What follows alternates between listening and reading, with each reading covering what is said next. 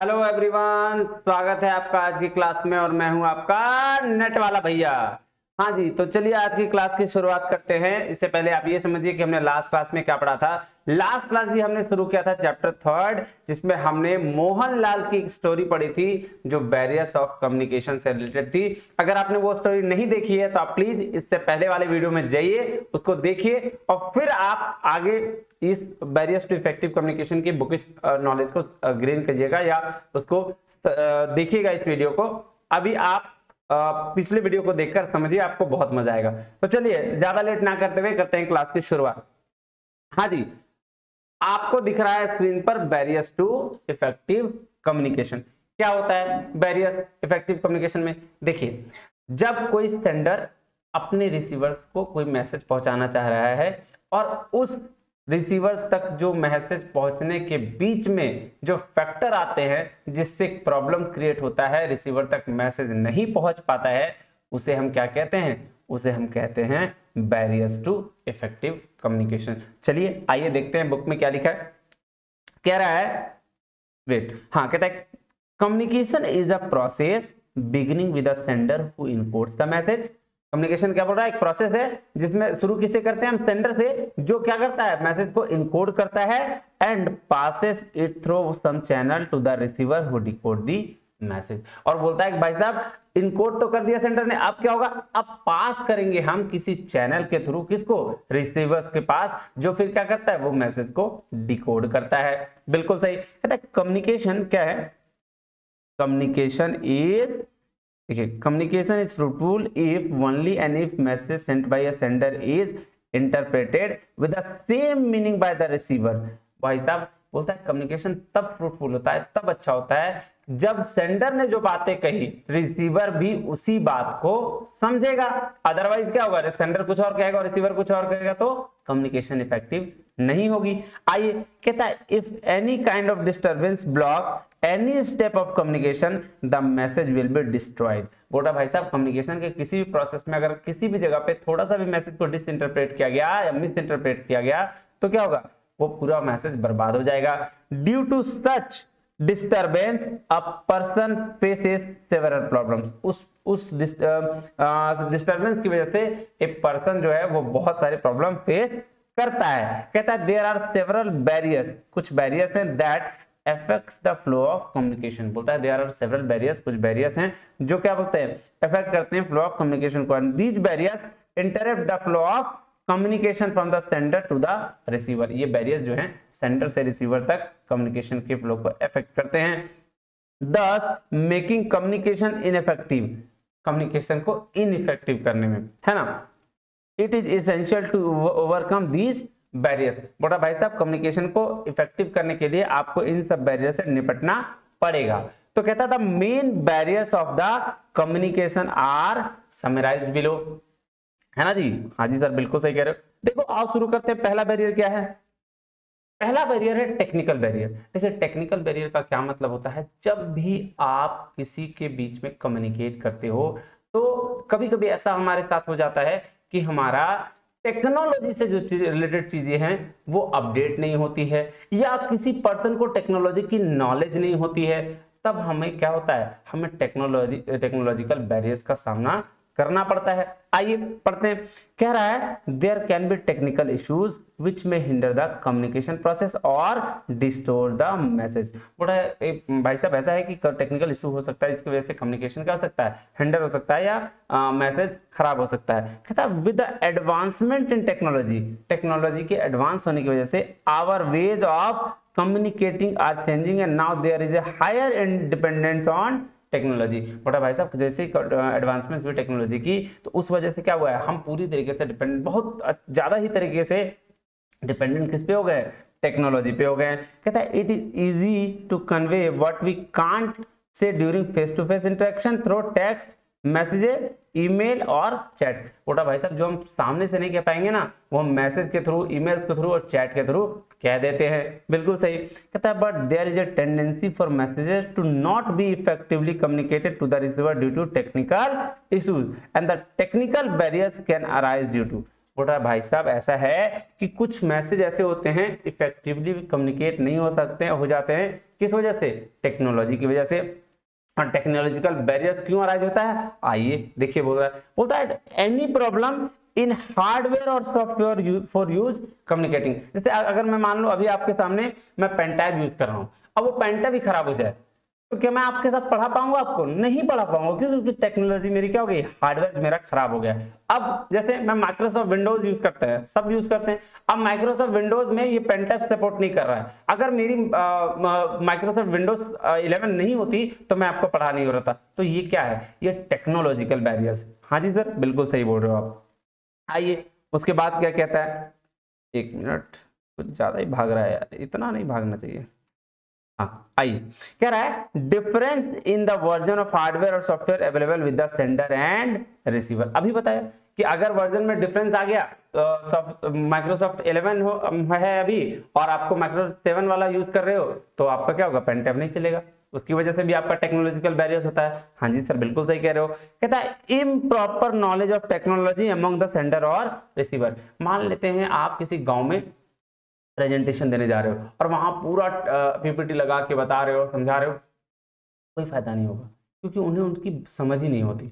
बहुत कम लोग होते हैं जिनको समझ में आती है, क्योंकि उनकी गलती नहीं है, वो फार्मिंग करते हैं या किसी और चीज में करते हैं, तो हो सकता है वो टेक्नोलॉजी से अपडेट ना हो, तो आपकी कम्युनिकेशन क्या होगी, वहां पे इफेक्टिव नहीं होगी और आपके पास आ जाएगा टेक्निकल बैरियर्स। कहता some unintentional things are known as noise. कुछ नॉइज भी हो सकती है जिसकी वजह से आपकी क्या कम्युनिकेशन टेक्निकल बैरियर्स के अंतर्गत आ सकती है। आइए जी नेक्स्ट क्या होता है ये समझते हैं। हाँ जी, फिजिकल बैरियर्स। अब फिजिकल बैरियर्स क्या होता है भाई साहब, जो आपको फिजिकली हार्म करे। जैसे अगर आप किसी रास्ते में चल रहे हो, रास्ते में चलते चलते आपके बहुत कान के बीच में बहुत तेज हॉर्न कोई बजा दे, आप फिजिकली नहीं हार्म हुए हो ना, आपके कान में कितनी प्रॉब्लम्स आ गई, तो उसको क्या बोल सकते हैं, फिजिकल बैरियर्स। आइए कहता है, देखते हैं वो क्या कहता है। कहता है physical barriers such as a location of the sender and the receiver, environment around them, their voice, noise in environment, classroom layout, outdated equipment, distance between sender and receiver, time etc can lead to miscommunication. Some of the physical barriers are given below. बोल रहा भाई साहब ये जो चीजें बताया ना, location, sender receiver, classroom, noise environment, voice, है ना, तो ये क्या है, ये आपकी फिजिकल बैरियर्स हैं। आइए कुछ फिजिकल बैरियर्स दिया है, इसको पढ़ते हैं। कहता है if the location of the sender and receiver is such that it is too noisy or too crowded, then the message will not be transmitted effectively and there will be miscommunication. अब आप सोचो, मैं जिस room में हूँ वहां शांत है, वहां कोई नहीं है, लेकिन अगर मैं ऐसे जगह पे रहता, मान लो रोड पे रहता, एकदम गाड़ी आते जाते हुए पे कर रहा है नहीं, और बहुत सारे लोग हैं, भीड़ है, पूरे मार्केट बज रही है, तो क्या ये कम्युनिकेशन इफेक्टिव हो पाती? आप कहते हैं सर आपके पीछे ना बहुत सारी आवाजें आ रही हैं, मुझे बिल्कुल भी समझ नहीं आ रहा आप क्या पढ़ा रहे हो, तो वो क्या हुआ, ये हुआ फिजिकल बैरियर। आइए कह रहा है if they communicate verbally then the problem may arise, if they are not audible to each other there are chances of misinterpretation specially in case if the words have similar pronunciation. बोल रहा भाई साहब ऐसा है, अगर आप सामने हो तब तो आप समझा सकते हो, लेकिन अगर आप सामने नहीं हो तो एक प्रोनाउंसिएशन जैसे वर्ड्स उनके बिहाफ में प्रॉब्लम क्रिएट कर सकते हैं। जैसे फॉर एग्जांपल दिया हुआ आई स्क्रीम, आई स्क्रीम, और एक है आइसक्रीम, तो दोनों में वर्ड्स में क्या हो सकता है, प्रॉब्लम क्रिएट हो सकता है, और इससे फिजिकल बैरियर कहते हैं, और यही आपकी क्रिएट हो सकती है कम्युनिकेशन में। आइए कहता है if in a school the classes and the teachers and the principal rooms are in different block then the student will not be able to communicate effectively with the teachers after class. बोल रहा भाई साहब ऐसा है कि मान लो किसी school में टीचर्स का ब्लॉक कहीं और है और स्टूडेंट्स का ब्लॉक कहीं और है, तो कोई भी डाउट अगर हुआ तो कम्युनिकेशन में प्रॉब्लम आ जाएगी, स्टूडेंट उतना दूर जान नहीं चाहेंगे, इस वजह से क्या होगा, प्रॉब्लम क्रिएट होगी और फिजिकल बैरियर अराइज होगा। आइए नेक्स्ट कह रहा है physical barrier to communication can also arise with the use of outdated equipment. अगर कोई आउटडेटेड इक्विपमेंट हम लोग यूज कर रहे हैं जिससे क्या होगा, फिजिकल बैरियर अराइज होगा। बिल्कुल सही। नेक्स्ट कहता है distance between the sender and receiver can also lead communication gaps between them, it can overcome with the use of modern technology through chats, voice, video calls etc, है ना। बोल रहा है कि सेंडर और रिसीवर के बीच में गैप जो होगा उसकी वजह से भी फिजिकल कम्युनिकेशन की क्या फिजिकल बैरियर्स अराइज होगी। आइए देखिए बहुत सारा और भी फिजिकल बैरियर है, आप फिलहाल मैं एक दो और पढ़ दे रहा हूँ। कहता overload of information can also obstruct communication, ठीक है, कि बोल रहा बहुत ज्यादा ओवरलोड आप रहिएगा तब भी आपकी फिजिकल बैरियर अराइज होगी। देखिए एक और एग्जांपल है, इसको समझिएगा। आप एक फैमिली है, ठीक है, हस्बैंड वाइफ दोनों काम करता है। हस्बैंड क्या है दिन में काम करता है और वाइफ जो है वो रात में काम करती है। तो अब हस्बैंड सुबह के 9 बजे चले जाता है और रात को आता है 10 बजे, और वही चीज जो वाइफ है वो 9 बजे रात को चले जाती है और सुबह आती है 10 बजे या 8 बजे। तो होता क्या है कि दोनों एक साथ प्रेजेंट जरूर रहते हैं लेकिन दोनों के बातचीत में बहुत दिक्कत होती है। इसको भी हम क्या कहते हैं, फिजिकल बैरियर्स कहते हैं। आइए जी, ये तो हो गया फिजिकल बैरियर्स। अब आगे एक बैरियर है, क्या है, सेमेंटिक बैरियर, इसको समझते हैं। हाँ जी, ये लीजिए, कहता है सेमेंटिक बैरियर्स। अब देखिए सेमेंटिक बैरियर्स होती है लैंग्वेज से रिलेटेड। जब आपको किसी वर्ड टेक्निकल वर्ड्स में प्रॉब्लम आने लगती है तो उसको हम बोलते हैं सेमेंटिक बैरियर्स, ठीक है। टेक्निकल वर्ड्स के लिए एक वर्ड यूज किया जाता है जिसको बोलते हैं जार्गन, JARGON, है ना। आइए पढ़ते हैं, समझते हैं क्या कहता है। कहता है semantic is related to one meaning of words in language, it deals with low meanings of words are constructed in different languages, meanings can be literal or figurative. Literal meaning of the word it what it means actually, and figurative meaning is what it implies indirectly. देखिए figurative और literal meaning को हम लोग एक और words में कह सकते हैं डिनोटेटिव और कॉनोटेटिव, जिसको हमने लास्ट क्लास में डिस्कस किया, फिर भी आगे है, अभी देखते हैं। कहता है denotative meaning is another name of literal meaning, ये देखिए लिखा हुआ है, while connotative meaning is or contextual meaning is used for figurative meaning. For example, the meanings which we use for idioms and phrases are not their literal meanings but their figurative meanings, and the communication will be effective if the receiver interprets the meaning expected by the sender. But if gets misinterpreted then it will be the case of semantic barriers hindering the effective communication. समझ रहे हो? हाँ जी sir, बिल्कुल समझ गए। थोड़ा communication तब effective होगा जब रिसीवर इंटरप्रेट करेगा उसी लैंग्वेज में, उसी वर्ड्स में जिसमें सेंडर इंटरप्रेट करेगा उसी लैंग्वेज में जिसमें रिसीवर सुनना चाहता है, जिसमें रिसीवर को समझ आती है, ठीक है। और अगर मिस इंटरप्रेट करता है, मतलब किसी अदर लैंग्वेज में सेंडर किसी बात को कम्युनिकेट करता है रिसीवर के साथ, तो क्या होगा, तो भाई साहब अराइज होगी सेमेंटिक बैरियर्स। देखिए क्या कह रहा है, कहता barriers related to the language and the meanings of the word, symbol and signs are given below. आइए पढ़ते हैं। नहीं, ये देखिए पहला क्या है जी, पहला if the sender and the receiver speak different language, sender मतलब मैं बोल रहा हूँ हिंदी और आपको समझ में आ रही है उर्दू, आपको ये हिंदी समझ में नहीं आ रही है। एग्जांपल, बेस्ट एग्जांपल बताऊं, ये साउथ वाले हैं ना, वो हिंदी बिल्कुल भी नहीं समझते। साउथ इंडिया के जो लोग हैं वो लोग हिंदी बिल्कुल नहीं समझते, तो उनके लिए ये बुक मैं पढ़ूंगा तब वो लोग समझ पाएंगे, लेकिन अगर मैं बोल रहा हूँ ये चीज तो वो भी नहीं समझ रहे होंगे। तो क्या कह रहा है, कहता है if the sender and the receiver speak different languages then they will not be able to understand each other, एक दूसरे को समझेंगे नहीं। कहता है for example a teacher from Kerala gets recruited in a college in Punjab where student speak only the vernacular language that is Punjabi, they don't understand English, then it will be problematic her to teach them, she does not know their language and student don't know her language. Boota भाई साहब एक केरला की teacher है जो recruit हुई है पंजाब में, और पंजाब में लोगों को आती है पंजाबी, उनको इंग्लिश नहीं आती है, ठीक है। तो अब क्या होगा, इनको पंजाबी नहीं आती, उनको इंग्लिश नहीं आती, नहीं तो दोनों में क्या हो जाएगा, प्रॉब्लम क्रिएट होगा, और इसको क्या बोलते हैं, सेमेंटिक बैरियर्स। आप क्या कह रहा है, नेक्स्ट पढ़िएगा। कहता है if the sender and the receiver attribute different meanings to the words और symbols origins, then also they will not be able to communicate effectively, and this can also lead to misunderstanding resulting in spoiling their relations।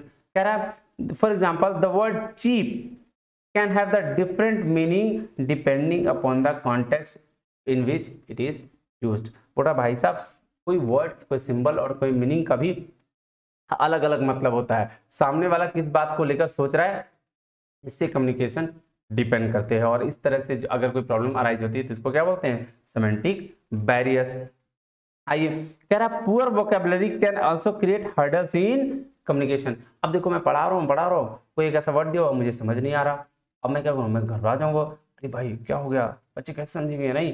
तो इस तरह की जो problem arise होती है इसको क्या कहते हैं, इसको कहते हैं सेमेंटिक बैरियर्स। आइए पढ़िए, कहता है suppose if a person does not know what words to use in a particular situation, कोई सिचुएशन आ जाए और आपको पता ही ना कि क्या बोलना है वहां, then how will he convey the message to another person। बोलता है वैसे फिर भाई साहब आप कैसे कन्वे करोगे मैसेज, कैसे बताओगे कि क्या होना चाहिए, ठीक है। और फिर क्या बोल रहा है, if the receiver has poor vocabulary then he will not be able to comprehend the message. बोला सेंडर के साथ तो ये प्रॉब्लम आ ही सकती है, लेकिन अगर रिसीवर भी इस तरह के प्रॉब्लम से जूझ रहा है तो वो भी मैसेज को वो नहीं समझ पाएगा जो सेंडर बताना चाह रहा है, और इस वजह से क्या क्रिएट होगी, सेमेंटिक बैरियर्स। आइए नेक्स्ट क्या कह रहा है देखते हैं, कहता है even a good vocabulary will be of no use if a person does not know the correct use of grammar and punctuation. बोला सही अगर आपके पास वोकैबुलरी है भी, फिर भी वोकैबुलरी सही होने के बाद भी अगर आपको उसका यूज नहीं पता है तो कभी कभी क्या होता है, हम गलत मिस इंटरप्रेट कर देते हैं, गलत जगह पे गलत चीजें बोल देते हैं, जिसकी वजह से क्या होती है, सेमेंटिक बैरियर अराइज होती है। कहता है suppose if an sign board reads no U turn instead of no U turn the meaning changes and it will have a serious implication. समझ रहे हो, एक बोल रहा है भाई साहब नो यू टर्न मतलब इधर नहीं, और बोल रहा है नो यू टर्न, है ना, तो दोनों का मतलब अलग बोल रहा है।